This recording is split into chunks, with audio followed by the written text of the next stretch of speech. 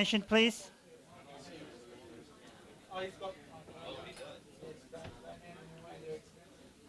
Some of us really hungry, I assume, after a long day.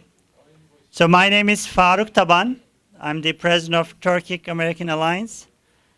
Just want to welcome all of you here. We have ambassadors, the members of the government, State Department, and other officials, and the visitors from the Fairfax, chiefs with us, and other the members.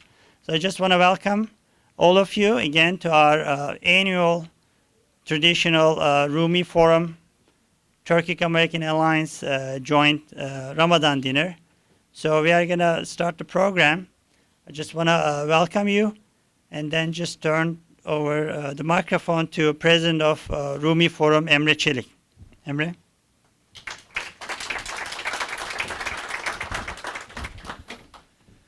Distinguished guests, ladies and gentlemen, so good to be here amongst friends and colleagues from Washington, D.C. I thank each and every one of you for joining us on this auspicious occasion. Ramadan, of course, is a 30-day event for observant Muslims. As some of my non-Muslim friends have described it, it is like Christmas dinner, but 30 days in a row. So I'm not too sure if that's good news or bad news, but we take it on board from a positive perspective and say it is all good. The Rumi Forum, along with our partner this evening, TAA, is dedicated to bringing people together of all different backgrounds. And in DC, we do this with the various sectors, from members of Congress, think tank and policy people, academicians, NGOs, faith groups, and cultural groups. And I'm sure all of you belong to one of the above. I would like to thank each of the individuals that have played an important part in bringing this evening together, the many staff and the volunteers.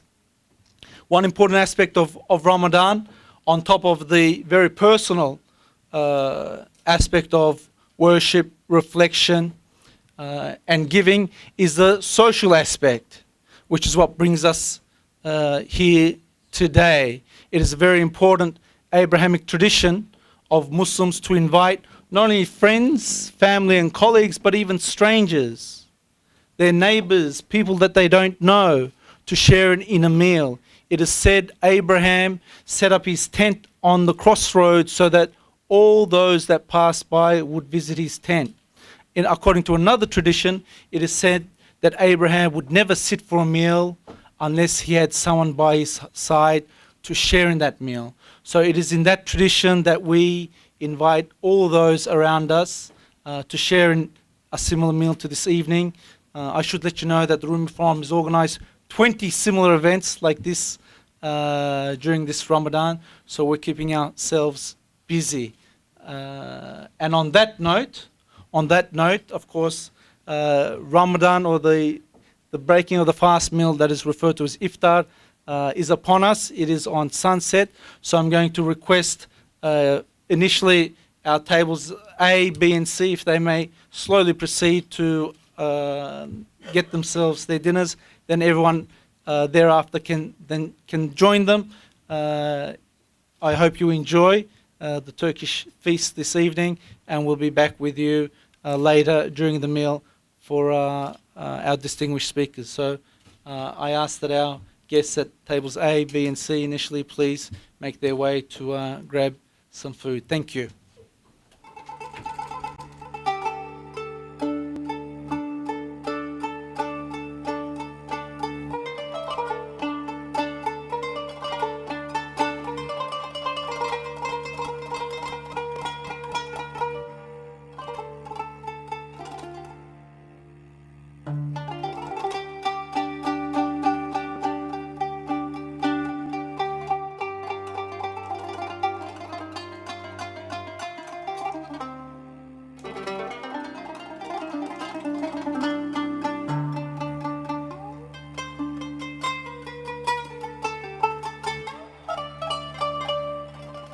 I'd like to now call upon the Ambassador for the Republic of Macedonia, His Excellency Zoran Yolevski. Mr. Ambassador, please.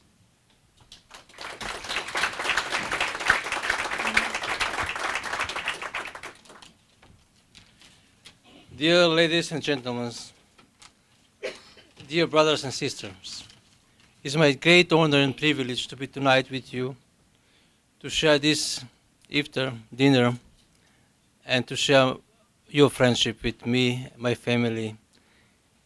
I would like also to express gratitude and thanks to Rumi Forum and Turkish American Alliance for organizing this event, inviting us on this great day. The month of Ramadan is holy month among the Muslims, and I come from a country where we have almost 25% Muslims. And we have lived together with centuries, and we have shared our lives and our joys with our brothers Muslims. We have in Macedonia couple of places where in one building you have a church and mosque. It shows how we can live together and how we can respect each other. I remember when I was a small child, when my father was bringing us to iftar dinner to his friend Rufat, who was Muslim Albanian, who was living next to us. And I remember when my mother was, for our Easter holiday, was boiling red eggs, she was always make sure that she has red egg for every Muslim colleague. That's the way how we in Macedonia live together. And this iftar dinner in Washington brings me to the coexistence of different religions in Macedonia. I had the privilege to serve as a chief of staff for President Rakovsky, who started the dialogue among different religions as a part of the UN process, dialogue among civilizations. And next year we will celebrate 10th anniversary, and we'll have a big event in Ohrid, Macedonia. In this Holy Spirit month, we invite this month of giving to our friends, giving to unknown people, giving to our neighbors, and it's also reminding us that we should be good persons, trying to share what we have with the others who might not have enough. And that is month of giving a love, giving what we have and sharing what we have with the others. Therefore, I'm delighted to be tonight with you and to congratulate you this big holiday of Muslims brothers. Thank you very much.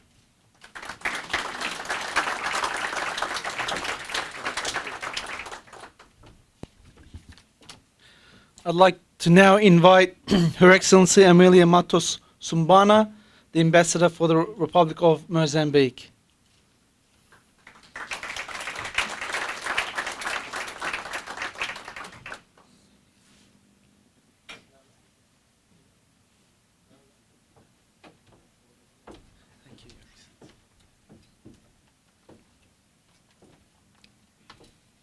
Thank you. Good evening, Your Excellencies, ladies and gentlemen, brothers and sisters. Salam alaikum. It is with great pleasure and honor that I'm here accompanied by my husband and my colleague, invited by the Rumi Forum, this prestigious institution driven by its interest in creating bridges for the welfare of all human beings in different areas, but particularly in the religious interfaith and culture. This holy month of Ramadan is a privileged moment of friendly gathering, a time when particularly the Muslims allow God to guide them through the Islamic faith. I believe in God, and I believe that we were all made equal. Reason why fasting is not only a Muslim manifestation, but a practice of other religions and beliefs. Fasting is a strong tool for reaching higher towards not only the physical body's purification, but also the search for tranquility of our spirit, a commitment for anyone who seeks to be better and to distance him or herself from misconduct of any kind. Ramadan, the greatest Muslim religious observance, is one of the 5 pillars of Islam. The fast highlights and teaches us the benefits of friendship, tolerance, mutual understanding, and sympathy, but more importantly, the act of forgiveness, even if in certain circumstances it appears to be difficult. I'm thrilled to be here. This is a joyful gathering which proves that Islam is open to anyone and everyone. This event strengthens the spiritual expression of collaboration and friendship among all of us as one family. In Mozambique, according to the 2007 census, Muslims account for around 18% of the general population. The country, abiding by the Universal Declaration of Human Rights in its constitution and other laws and policies, protects freedom of thought, conscience, and religion practices. This is the month when we should increase our capacity to reflect about the kind of partnerships we must altogether build as our contribution to a better world for us and for the coming generations, a world of peace and more solidarity. This evening, while we are enjoying as a family and community the breaking of the bread, we engage in prayer and spiritual reflection. Iftar is much more than breaking bread or eating and drinking. What is more important for me and deep is the opening up of our spirits to our brothers, sisters, neighbors, both Muslims and non-Muslims, to share the beauty of this religious observance in Islam. We are all urged to seize this momentum to build peace with everyone, no matter what was the offense, to strengthen ties with our family and friends, and refrain from bad habits, clean our lives in all aspects through thoughts and doings. This is a time to refocus our attention on God, practice self-sacrifice, generosity, and goodwill towards others.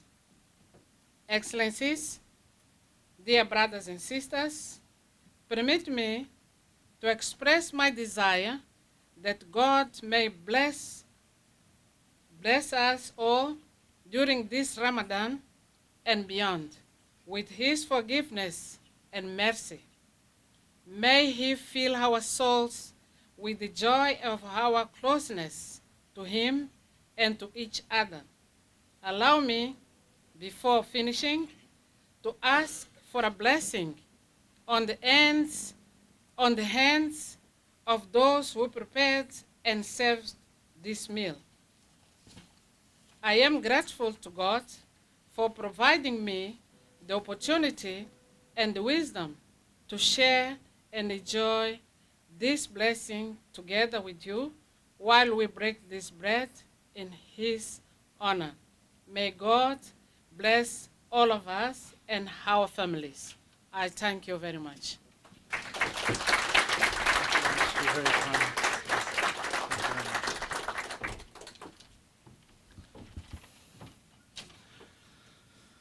I'd like to now welcome Dr. Douglas Johnston, the President of the International Center for Religion and Diplomacy, to say a few words. Dr. Johnston.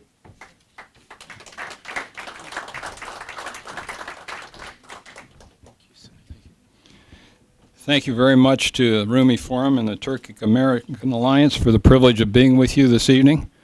I head an NGO that practices faith-based diplomacy in different parts of the world, right now concentrated on Pakistan, Saudi Arabia, and most recently Syria. And today concluded the third day of a reconciliation seminar that we put on in Cairo for leading figures in the opposition of Syria at their request to try to help them reconcile their differences. So that's something to pray for as we look ahead. Anyway, I'd like to take a look closer to home here. Some months ago, I attended a display at the Library of Congress, and it was all about religion in early America. And I was really astounded to learn in graphic detail of how the Puritans who came to this country fleeing religious persecution in England turned right around and became persecutors themselves, very intolerant of Quakers, Baptists, and others. And finally, one in their midst fled the colony of Massachusetts and went down and formed the colony of Rhode Island. This is Roger Williams. And this was in 1644. And he formed it to promote religious freedom. He was a strong believer in Puritanism himself, but he was equally strong believer in religious freedom. And thankfully, that trickled down to the founding fathers about 100 years later, and we find this institutionalized in our Constitution, the First Amendment, and the like. And there's many speeches by folks like Benjamin Franklin, George Washington, John Adams, actually being very warmed, particularly warm to the Muslim community. And that was even the case during the wars against the Barbary pirates.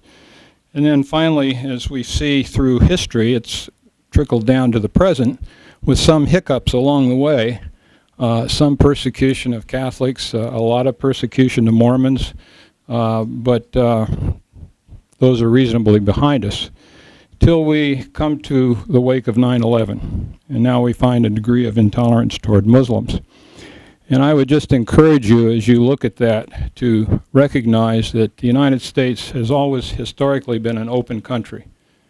And since 9/11, we really haven't been able to afford that luxury.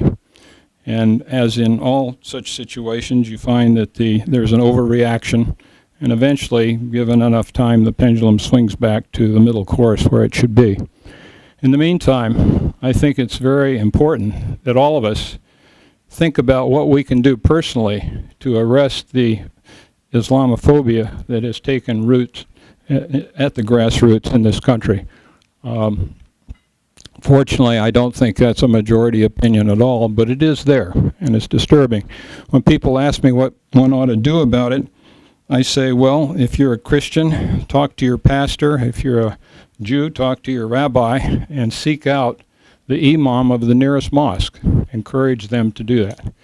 And to strike up a relationship, which can hopefully turn into a friendship, and then you have social gatherings of coming together. And eventually, if things run their proper course, you'll find that the rabbi and the pastor end up giving sermons in the mosque and vice versa. And one finds in the statistics that the attitudes toward Islam are twice as positive for those who actually know a Muslim from those who don't. And I would just like in recognition that the majority of us here tonight are Muslims, that you take initiative. Talk to your imam. Have him seek out the pastor of the nearest church. Make that overture. Worst case, you get rebuffed. I doubt that that's going to happen very often. But one of the things that you find in the Quran, there is an injuncture, combination of verses that suggests that, God didn't make us one. He made us into separate nations and tribes, that we may know one another, cooperate with one another, and compete with one another in good works. Let us be about this competition in good works. Thank you.